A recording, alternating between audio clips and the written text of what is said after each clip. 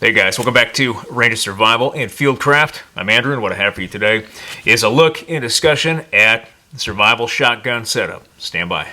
Alright guys, so we got our survival shotgun right here. We have the survival buttstock that's attached, as well as that foregrip. And the reason those are considered survival items is because they have a compartment underneath the forearm grip for smaller items, and then even a compartment back here that we can get into in the stock where we can place other items and carry this as just a standalone kit. However, the thought process with this is to replace game-taking tools or some of the most basic tools. Because we have a firearm, we can carry a smaller kit that can still give us multiple ways to take game off the field, either from a water source, small game up to large game, and then even incorporate passive and active traps, as well as redundant projectile weapons. And we can squeeze all of that into the forearm grip and the stock fairly easily while maintaining a reasonable weight to this weapon and then carrying enough ammo to use this weapon with its regular load, that 12 gauge shot shell, or with adapters and then alternate ammunition. And so really quick, obviously taking the buttstock and the foregrip off, those wooden components, and then the shoulder pad.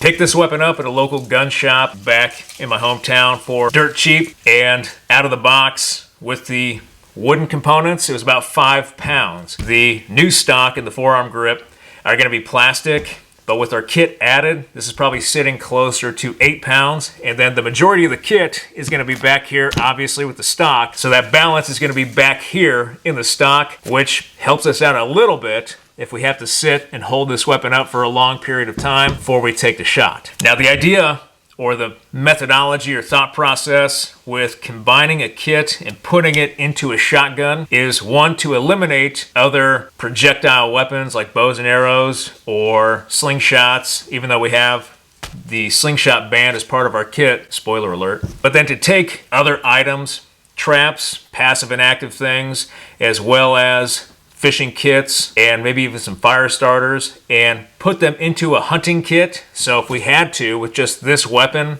and the kit as it sits right now, we could still take game off the field. We could incorporate passive and active items, as well as use fishing, trapping, and then active hunting, as well as foraging to go after food off the landscape in the field and feed ourselves. All right, so this kit right here, I would argue, is going to be a lot of the more common items that we can use to take game off the field that are relatively small, we can pack with us, and that we can use in survival or just regular hunting, trapping, and fishing.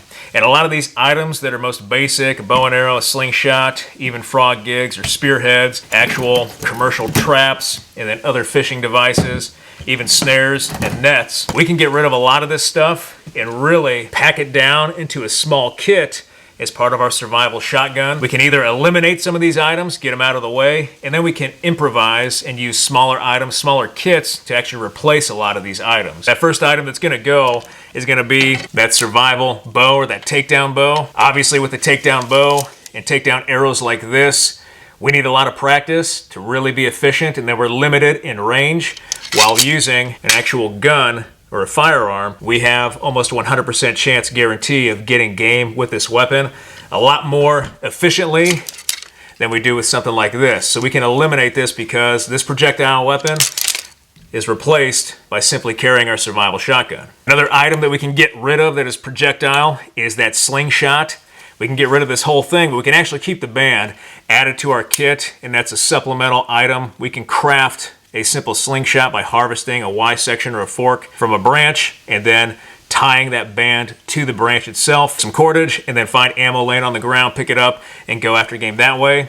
Again, we're limited by our practice and skill level with something like this as compared to a firearm, but we can get rid of this and even save the band.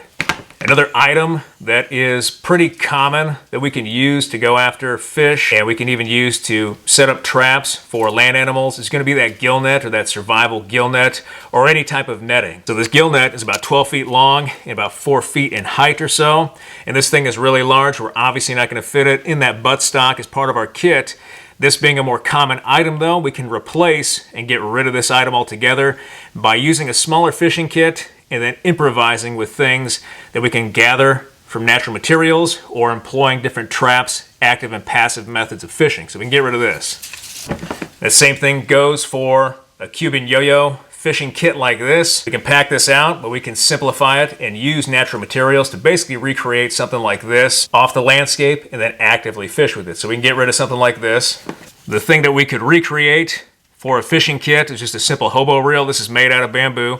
We can incorporate cordage as a lanyard so we don't drop it off our wrist, but then we can use that cordage for additional items as well. We have the line wrapped up here with our terminal tackle already in place, secured with our retainer band or rubber band.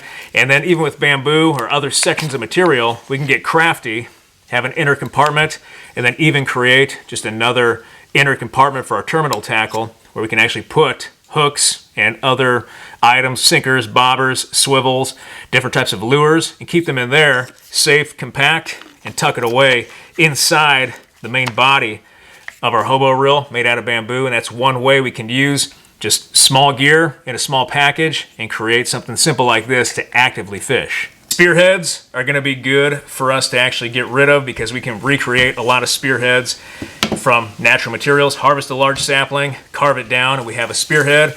And I would argue that we're probably going to have some sort of cutting tool on us if we have a shotgun or we're out hunting. We're going to have a lot of the items with us, although we may be packing light. So we can even use a knife, a simple folder like that, or a fixed blade to make a spear, or we can just have a smaller spear point and keep that as part of our shotgun survival kit. So these larger spears or knives, like this Bushman, we could go ahead and put it onto a shaft and use it as a spear, but we don't absolutely have to have something like this. We can improvise with materials or pack something a little smaller. We can also improvise with a simple 4-tine frog gig like this. It's nice to have something like this. This small piece of metal is very lightweight, doesn't take up much space, but it's obviously not going to fit in the stock of our shotgun. Well, this actually will, but we're not going to be able to put anything else in there.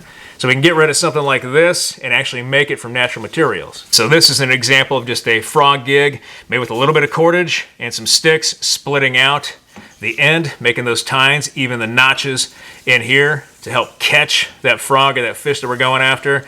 And then it's on a nice long pole, so we can actually get some reach on this thing. And we can craft it fairly easily, again, if we have our knife with us or just some basic tools. And then comes things like snares and traps. If we're out actually running a trap line, this is what we're going to have for smaller game. But we can get rid of this stuff and improvise with natural materials to make deadfalls, to make different traps or snares to go after game. But we can even invest in smaller snares, smaller gauge wire, put those as part of our kit. So even in our shotgun, we can have just simple man-made or commercial snares along with extra wire and cordage to go after those land animals, passively trap while we continue to actively hunt, or if we're down at the water's edge, we can fish and then wait for our traps to work, come back, pick them up later on as we move our way out of the area. So we can get rid of these. And we can even have larger items like a hatchet, some sort of belt hatchet or machete to take down material, as well as processing game, or we could even use this in an emergency for sheltercraft, firecraft. We can use it for a lot of different purposes. So we probably have a lot of these items on us already in a simple setup. And so we can get rid of a lot of those other cutting tools that we had laid out earlier and really condense that kit down into our stock, into our forearm grip, and then even into our spanker here. All right, so let's talk about our spanker. Spanker. So a spanker is nothing more than a souped up side saddle. I'm a big fan of having some sort of cloth side saddle like this because we can incorporate different rounds in here, and then this sits a little flatter on that stock, and we can still get into the compartment with something like this, and even with this spanker because of the setup and just how it's made. With this spanker, it looks like a lot. You can see it extends out from the buttstock. However, because of the pistol grip, the angle of my arm when I hold this comes down and then back up behind the stock as it rests on my shoulder. So this is actually completely out of the way, even with my cheek against the stock well here. I still get a good sight picture, so I'm comfortable using something like this spanker as a kit. It only adds the ability to carry more items as part of this kit. We don't absolutely have to have it. We can use a simple side saddle, but having something like this actually helps out a lot. All right, so let's start back here with the stock, the big section. This is a 1 Tigris shotgun spanker. You can see the label right there. And what I like about this one is that it has the Velcro attachment right here. So we can still keep the spanker on and then get into the compartment back here by simply just removing the strap and opening it up, and we can even tuck it in behind the other side so we can still get in here and actually open up the compartment. So we really don't even need to have this strap back here because it sits perfectly, but for retention and not allowing that spanker to move forward of the stock or slide off the back end, we can keep that strap there and keep everything nice and tight. Inside the buttstock right here, we just got some basic kit items. These are going to be the larger items. So that first item is going to be just a simple commando pocket saw. So I would argue something like this is going to be a really efficient tool to have, especially as a standalone cutting tool. If we don't have that hatchet or that large knife, we're going to need something to take down material to actually craft that hobo reel, craft that cane pole, help craft that frog gig or other materials, traps, or just cut up enough firewood to get a large fire going if we're stuck out overnight. So having some sort of cutting tool like this, it's just commando saw, folds down or rolls down or collapses down very easily that we can fit inside the buttstock, is something that's really good to have. We can also put it in the spanker. We can organize this any way we want. The next item, something that can go anywhere, is just gonna be cordage. A good practice is taking cordage, any size cordage. This is type 1 paracord. We got a lot of it here. It's about 50 feet that we can just put inside the buttstock. We can use this for traps, fishing. We can do a lot of different things with this.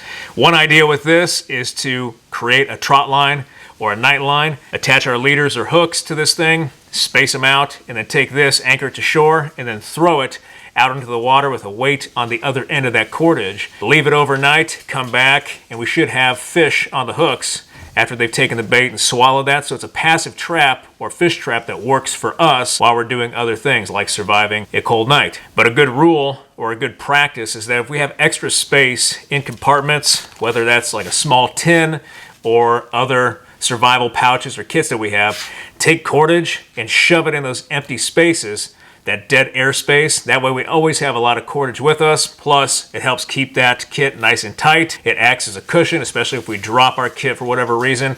And it's just another way to sneak a lot of cordage in our kits. All right, so that next item, we talked about spear points. I just happen to have a smaller spear point. Went ahead and taped the end to protect myself as well as the rest of the equipment from being cut or punctured. But we have a spearhead right here. Now what we have to do is take that saw, harvest a long shaft, use a pocket knife or another cutting tool, even the spear itself, to shave off the end, split it, and then using cordage, we can fix that spear head to the shaft. And now we have a spear that we can use as a dispatch weapon or defensive tool against predators at nighttime, whatever. The primary purpose for something like this is to act as a finishing tool so we don't use up all our limited ammo. So we've got that. And then the last two things in there, even though there's still some space, we could find other uses for, like tinder. We have 4 small game snares. These need to be treated and dyed, but then we have a coil of 20 gauge steel anodized wire that we can use for snare sets to actually keep those snares in place, or we can use this wire as standalone snares for improvised, just basic wire snares, or for other tools or other improvisational techniques that we employ. And so in our buttstock, we have a good saw for taking down material. We have regular snare wire, 20 gauge.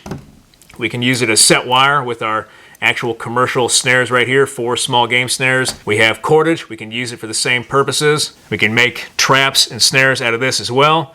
And we have a spearhead that we can use to actually craft a large spear to help take down and finish off game. One thing I really like about this spanker is that the shot shell attachment right here is Velcro, so we can actually simply remove this. And if we have other Velcro attachments as part of our kit, whether it be on our clothing or somewhere else, we can take that, slap it right on so we have our ammo, or we can simply just remove this, put it in our pocket, and then we thin out that spanker so we don't have everything sitting on one side of our buttstock. Now real quick with ammo, we've got a 3-inch 12 gauge buckshot load. We're going to be carrying different types of ammo, which makes the single shot really versatile because we can go after a variety of different game depending on season, obviously. And we've got birdshot. And then we've got target load, which we can use for small game. Go after small game with this, larger birds with that bird shot, and then even buckshot to take down large game. And we can put extra ammo in here and even in the stock if we had to. So we can carry a lot of ammo +1 in the chamber. And the spanker itself, very simple, lightweight items for survival purposes, not necessarily for going after game. First item is just a orange Mylar blanket, a very large blanket so we can craft a shelter very quickly, or simply take this out if we start getting cold, build up a fire, wrap ourselves in this and get warm. Plus it's orange so we can use it as a signal.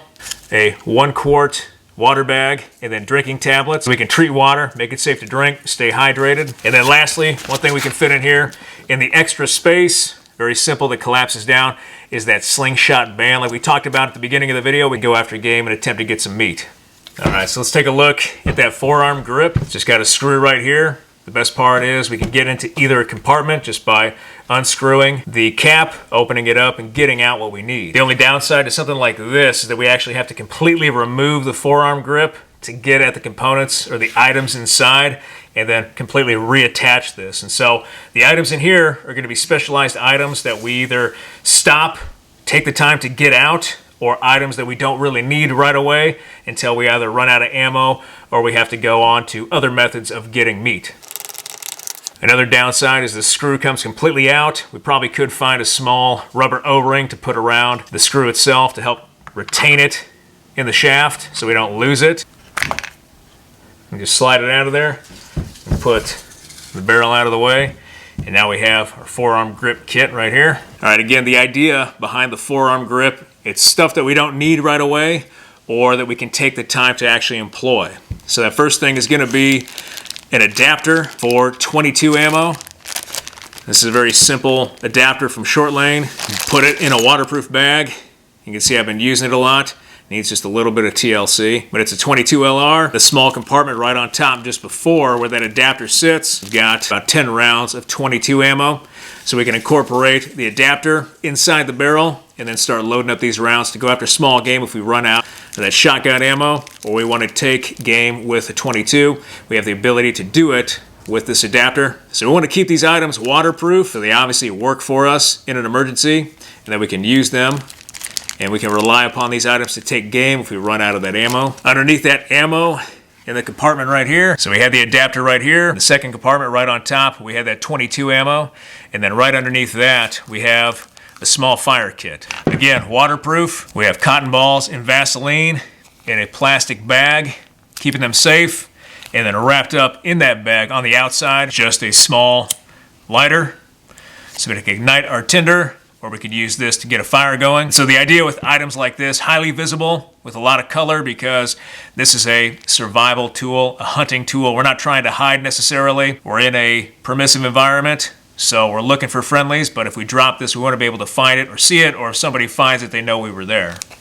So we got a small fire kit. Then that last item at the front of our forearm grip in that last compartment, we've got a small fishing kit. We've got a nice bright orange bobber that we can use, as well as a small fishing kit.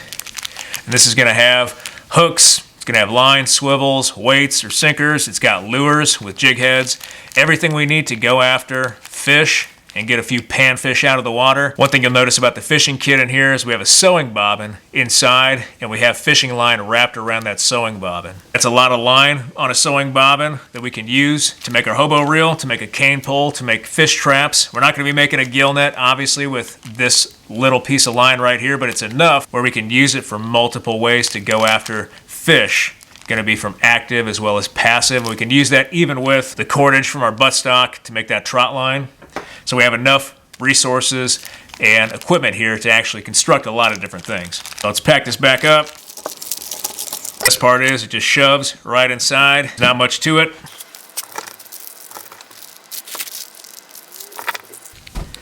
And we just take this, fit it right in, sits flush, no pushback, no pressure.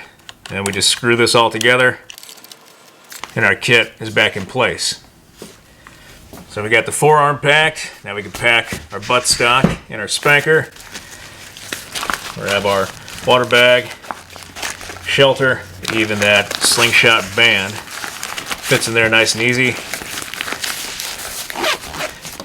And all that stuff is nice and soft where we can actually just get it in there quick, fast, and in a hurry. Then we can slap the ammo back on the outside. Good to go. Turn that over. Now we can pack the actual buttstock kit itself. And one of the downsides, before I forget, is that there's little compartments here too where you can probably put more tender, smaller items and just tape them in there. One thing is that those little compartments get caught on any gear that may be sticking out of the buttstock itself. So like our saw, it kind of got stuck in there when I was opening this the first time. Just something to be mindful of. So we'll grab our snares. This is going to go in first. Fit relatively well. Just push them all the way down. Grab that cordage, shove it in. That spear is going to sit alongside the buttstock as we slide it in. So just push it underneath everything, slide it right in. And then we've got that saw. Again, this saw could go on our spanker. It's not a huge deal, but we can fit it in the buttstock reasonably well and shove it in there as best as possible. And then screw that shut. Take the strap for the spanker, put it back underneath, make sure it's tight, and we're good to go. So briefly, we've got that 22 LR adapter in there. I picked up some other adapters as well. So we can use a variety of adapters with our single shot to put a lot of different ammo through this weapon. It's not going to be long range accurate, but we can still put different ammunition through this weapon. That way, if we come across that ammunition and we have these adapters, we can use that in place of our shot shell here.